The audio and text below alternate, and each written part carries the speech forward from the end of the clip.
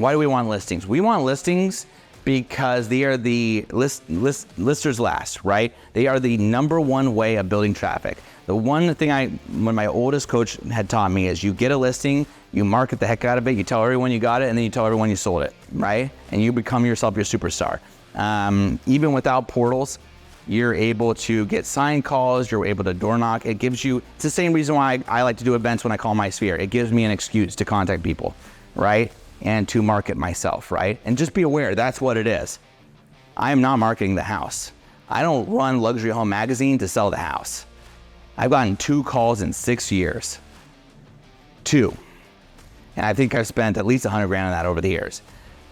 I do it because I'm marketing myself. That's why all these packages on there have Luxury Home Magazine. The day they go to digital, I will stop running ads. Because I've delivered more Luxury Home Magazines than Emil has ever delivered, the guy who runs the magazine. I am the number one delivery person, because it's all like this. Look how great I am, right?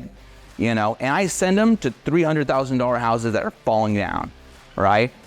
So that's the reason why. Why do you want listings? Because first of all, buyer's agent commission, I know that's a scary thing right now. I wouldn't be worried about it. I think there's too much money in the business for someone to start cutting commissions. Zillow's not gonna let that happen, right?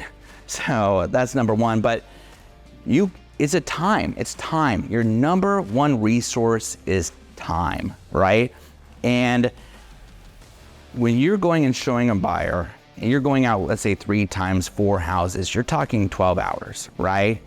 If you're lucky. And then you're going on the inspection, there's just a lot of pieces to that puzzle. And at the end of the day, on a good day, it's 2.5% buyer's agent commission, right?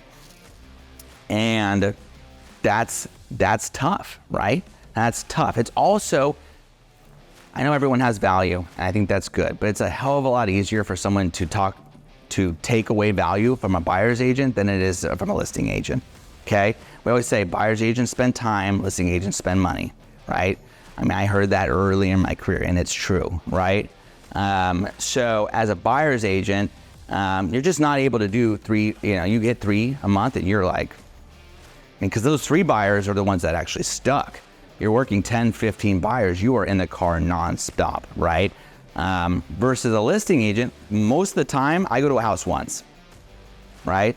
COVID helped me out a lot, because I don't even go to the closing table anymore. What I want to start doing is having the title people come into my office and close it. I'll pay the mobile notary so that I can say goodbye to them, so that I actually see them a second time, right?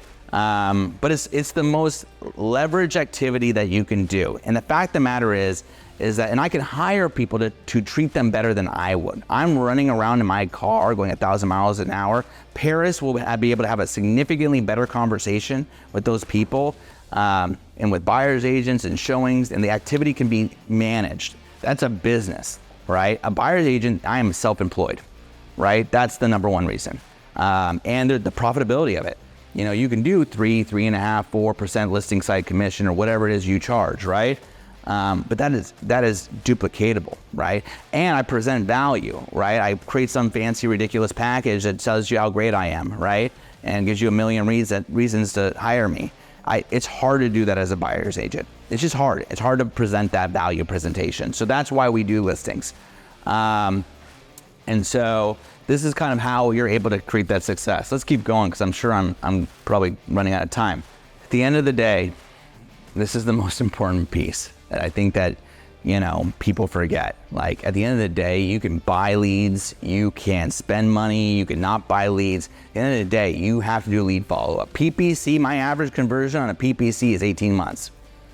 We went pending on a deal that, actually I think it just closed, that registered 8 years ago. That's real estate. Why is it hard to get into real estate? That right there. That snowball, that first year, 2 years, 3 years. Once that ball gets rolling, but I mean, everyone on my team, I tell them the same thing. Like, if you make it 2 years, in the end of your second year, you are going to sell a house of somebody you spoke to in your first 3 weeks that you're not going to remember.